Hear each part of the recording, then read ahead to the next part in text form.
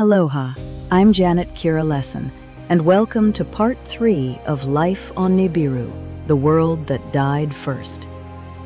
In this section, we leave the first shock of the preserved dead cities and begin to understand something larger. Nibiru survived. Its people rebuilt. Life returned. Yet the dead still walk there too. Part 3. The world did not remain dead. In this section, we move into the astonishing aftermath. Nibiru survived, rebuilt, and became a place where living cities, reclaimed ruins, memorial districts, visitors, ancestors, and astral travelers all share one larger story. The first face of Nibiru is the living city. These are the restored, inhabited places where the catastrophe does not dominate everyday life. People live among homes, gardens, waterways, markets, animals, children, celebrations, music, and ordinary community life. In these living cities, the people do not build their daily lives in the middle of the catastrophe. The old wounds remain elsewhere, but here, the plazas, homes, gardens, and gathering places allow children and families to live without being forced to face the ruins every morning. The second face of Nibiru appears in reclaimed places. Not every damaged district remained a memorial. In some areas, nature softened what war and collapse left behind. Trees, vines, flowers, grasses, ponds, and paths grew through the remnants. People come there to enjoy nature, picnic, contemplate, meditate, and relax. Visitors do not wander through fragile interiors casually. Those who wish to see inside can enter as an astral or soul avatar form without placing weight on floors, touching objects, or disturbing anything. The memorial functions as a cemetery, museum, and historical record. The third face of Nibiru is the memorial city. These places are entirely different. They lie apart from ordinary population centers, preserved rather than rebuilt, because the streets, rooms, furnishings, art, and remains still carry the memory of what happened there. Daily life is allowed to be daily life. Children grow up among gardens, markets, music, animals, celebrations, and beauty without confronting the ruins every morning.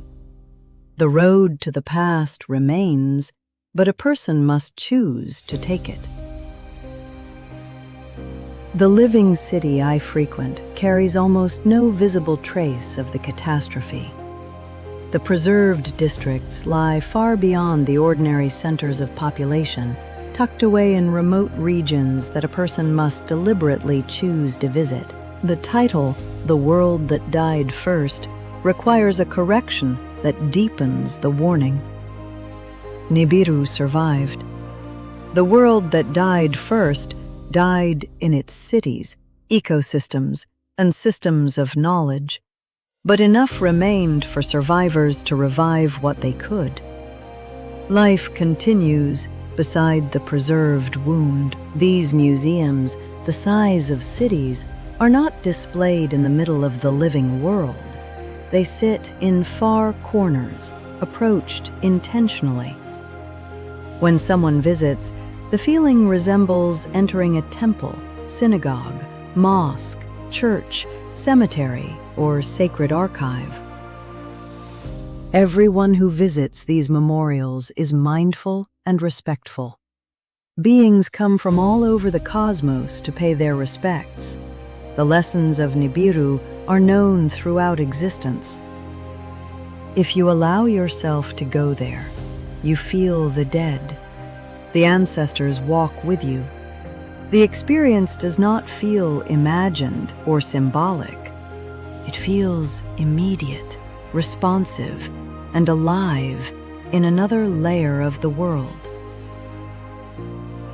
I noticed that humans appear to visit as well, which makes me wonder whether they arrive in the same way I do, through astral travel or soul movement. The possibility raises an invitation. Perhaps others can will themselves to Nibiru, to the museum too. A clean apocalypse teaches nothing because no one remains to learn.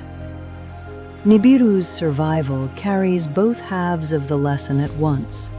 The catastrophe proved real, and the recovery proved possible. But survival cost far more than anyone imagined before the nukes fell. Nibiru lives. Some of its people survived, returned, rebuilt, and began again. Others came later from off-planet. From what I saw, and from ancient stories, I think the Anunnaki brought humans from Earth and helped restore and round out the population.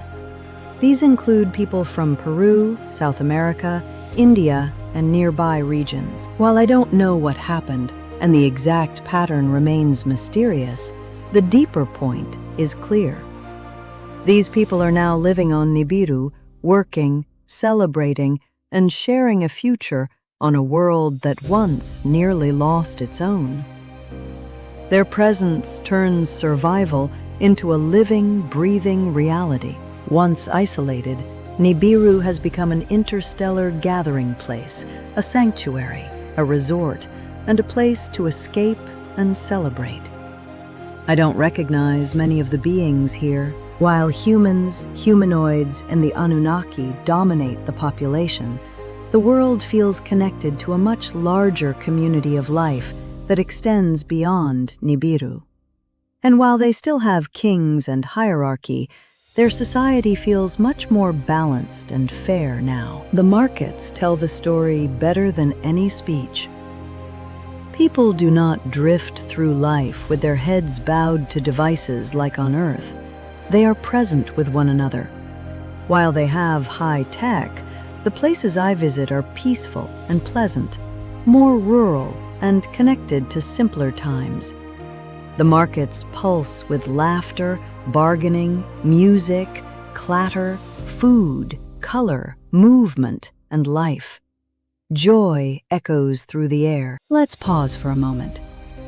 By this point, we have seen three faces of Nibiru: the living cities where ordinary life thrives, the reclaimed places where nature has softened the scars, and the memorial cities where the wound remains visible.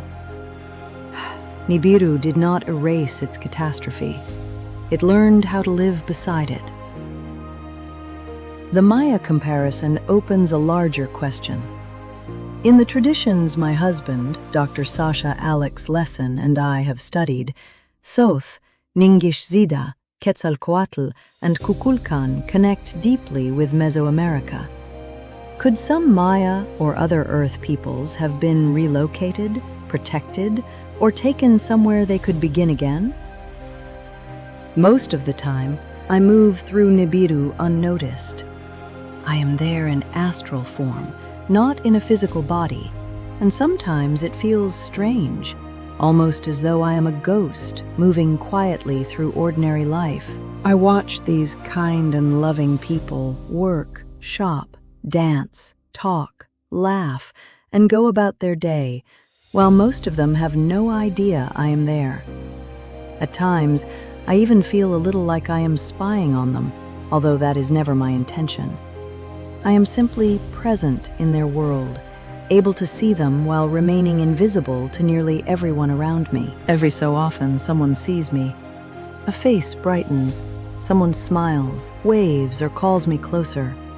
The exchange feels like a shared inside joke, as if certain sensitive people can perceive the astral layer that most of the population misses. For those brief moments, I stop being only an observer and become part of the scene. The exchange delights me because it confirms that I am not merely watching from outside.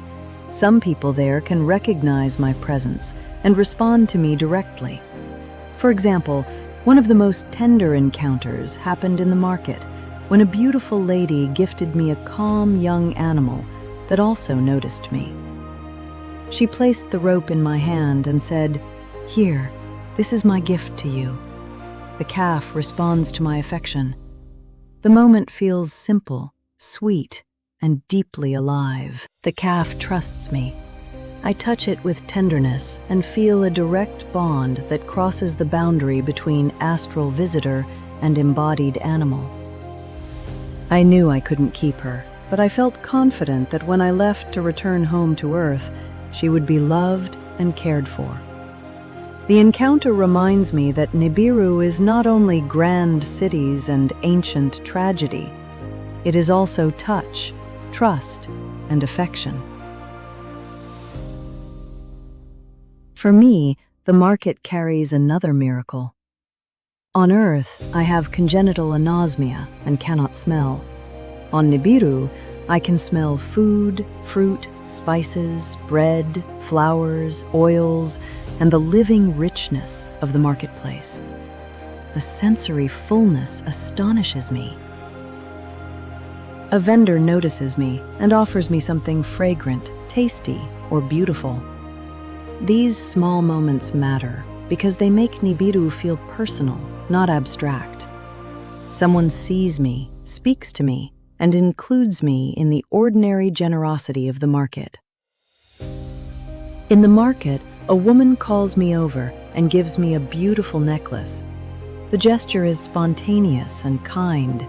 I receive it with wonder, moved by the friendliness of someone who sees her and welcomes her. The market surrounds me with movement, color, music, flowers, food, and voices. I am not merely observing a reconstructed civilization. I move through a living memory where restoration has become ordinary life and beauty has returned. I remain aware of my body sleeping on Maui while my attention moves through Nibiru. Sometimes the two realities overlap. I sense my cat Athena near my physical body, even as the sounds and colors of the market continue around me. The music grows stronger and clearer.